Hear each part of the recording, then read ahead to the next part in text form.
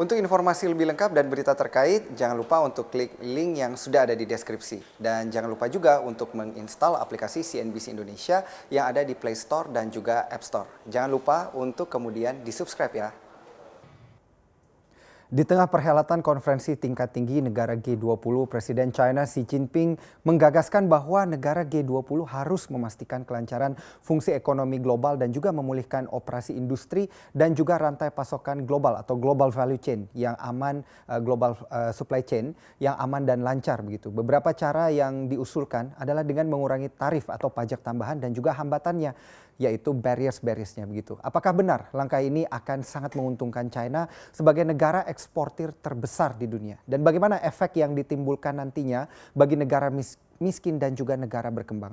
Akan kita ulas dalam Asa China menggenggam perdagangan dunia. Apa saja yang dilakukan oleh China dan bagaimana langkah-langkahnya di tengah pandemi ini? Apakah benar ketika pandemi ini inilah sneaky act begitu ya, atau satu langkah yang akan dilakukan China memanfaatkan kondisi COVID-19 ini bertumbuh menjadi penguasa ekspor di seluruh dunia. Nah, kita melihat usul China pada KTT G20 di tahun 2020 ini, di sini dijelaskan sangat jelas begitu bahwa Xi Jinping mengatakan harus sama-sama, ya bukan hanya China tetapi seluruh negara apalagi yang tergabung di dalam G20 ini menjaga sistem perdagangan multilateral, bukan yang unilateral atau yang protektif atau proteksionisme. Ini berbasis aturan yang transparan dan tidak diskriminatif, terbuka dan juga inklusif. Tujuannya apa? Tujuannya supaya negara-negara yang dikatakan miskin dan juga berkembang ini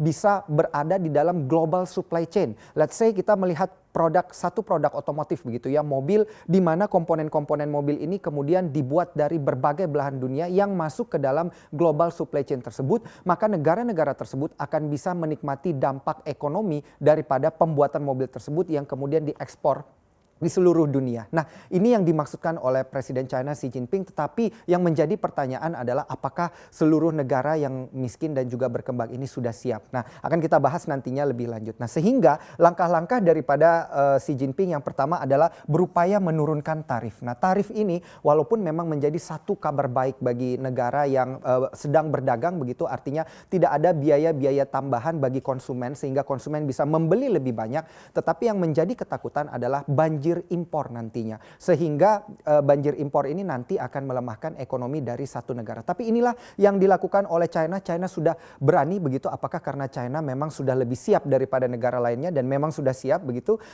Ini nanti akan kita bahas lebih lanjut juga, dan kita lihat lagi langkah selanjutnya daripada Xi Jinping selain menurunkan tarif juga dikatakan akan mengurangi barriersnya begitu. Jadi semakin tidak ada pajak dan semakin tidak ada hambatan. Artinya semakin mudah bagi China apabila berdagang dengan satu negara yang sudah bekerja sama begitu dan yang sudah sama-sama menandatangani perjanjian dagang untuk saling bertukar barang nantinya begitu ya, karena tarif dan barriersnya di sini sudah dikatakan hampir tidak ada.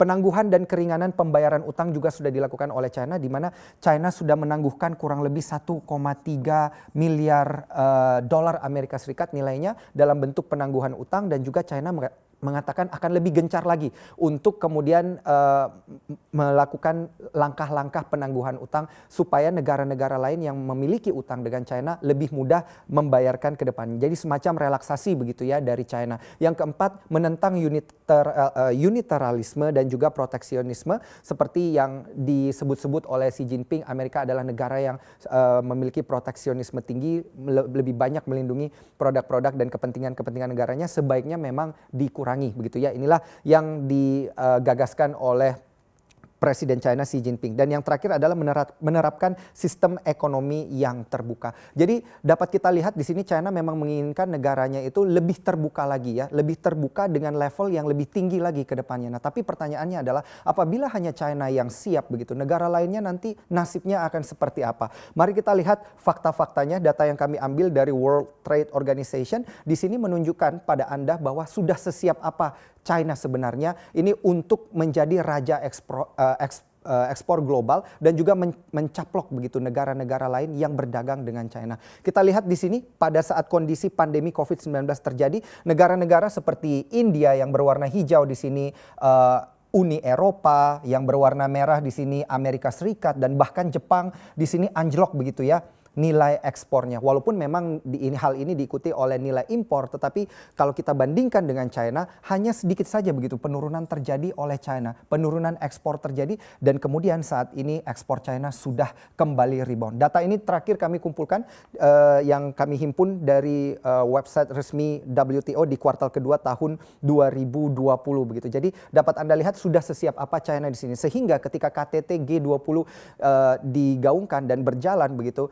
yang melihat lebih banyak kepada perdagangan adalah memang China begitu, sedangkan Jerman dan juga Italia misalnya dan juga Prancis di sini lebih memfokuskan begitu ya KTT G20 ke arah distribusi vaksin begitu dan kelancaran distribusi vaksin dan juga COVID-19. Mari kita lihat di slide yang selanjutnya sehingga dampaknya bagi negara berkembang seperti apa. Kita tidak usah jauh-jauh begitu ya melihat negara miskin dan berkembang lainnya, kita lihat negara berkembang Indonesia, tanah air kita begitu yang merupakan negara berkembang di sini. Sudah sesiap apa sebenarnya? Karena apa yang dicerminkan oleh Indonesia di sini kemungkinan juga terjadi di beberapa negara lainnya yang juga berkembang bahkan negara miskin lainnya. Nah, kita lihat perdagangan di bulan Januari hingga Oktober atau secara year to date di tahun 2020, Indonesia masih defisit dagang begitu ya, sebesar 7,72 miliar dolar Amerika Serikat, dengan China masih defisit dengan Australia sebesar 1,32 miliar dolar Amerika Serikat, terhadap negara lainnya Korea Selatan dan juga terhadap Jerman di sini masih dikatakan minus 0,5 dan juga 0,6 miliar dolar Amerika Serikat. Dari sisi defisit dagang kita tentu tahu bahwa apabila free trade kemudian terjadi begitu atau tidak ada tarif yang lebih tinggi atau tarifnya memang dienolkan, maka akan terjadi banjir impor yang lebih hebat lagi begitu, karena saat ini ketika tarif masih ada pun kita sudah defisit dengan beberapa negara ini, apalagi kalau tarifnya tidak ada. Sehingga ada risiko lainnya. Yang pertama dikatakan bisa saja ada dominasi modal asing yang lebih besar nantinya apabila betul-betul terjadi. Pelemahan rupiah juga dalam jangka panjang karena pembagian dividen akan dirubah ke dalam mata uang denominasi asing, dan juga yang terakhir adanya kurangnya non-tariff barrier. Indonesia kurang lebih memiliki 200-an non-tariff barrier ya untuk 200-an jenis produk, sedangkan China sudah punya di kisaran 2.300-an begitu, 2.300 hingga 2.500-an. Tentu artinya China sudah jauh lebih siap begitu untuk menangkal produk-produk impor yang masuk ke negaranya. Sehingga inilah yang dikatakan oleh Menteri Perdagangan Republik Indonesia Agus Suparmanto saat kami wawancarai secara langsung, yang mengatakan bahwa pada saat itu perhelatan dari RCEP terjadi, beliau mengatakan bahwa the cost of not joining is greater than the cost of joining. Artinya nilai begitu untuk tidak bergabung ini nanti akan lebih besar kerugiannya daripada bergabung. Kenapa seperti itu? Karena ada 3 hal yang diperhatikan. Adanya opportunity cooperation begitu. Apabila Indonesia bergabung dengan beberapa negara tersebut, artinya Indonesia sudah punya start lebih awal untuk menjalin hubungan dagang sehingga potensi negara lain untuk mengambil pasar Indonesia ini menjadi lebih kecil. Yang kedua, Indonesia akan memaksimalkan forward dan backward linkage. Artinya memaksimalkan bahan-bahan lanjut begitu yang bisa diekspor ke negara-negara lain yang berdagang dengan Indonesia, dan juga begitu pula sebaliknya, memilih barang-barang atau source dari luar negeri yang bisa kemudian diolah di Indonesia, kemudian mempunyai potensi untuk diekspor kembali dengan negara-negara yang berdagang dengan Indonesia. Dan yang terakhir adalah beliau memastikan akan ada upaya mitigasi pada sektor-sektor tertentu seperti UMKM. Ini menjadi menarik untuk kita perhatikan selanjutnya, apakah Indonesia dan negara-negara lainnya yang dikatakan berkembang dan juga miskin sudah siap begitu dengan tantangan di tahun-tahun berikutnya, di mana China bisa saja tetap menjadi raja daripada perdagangan dunia.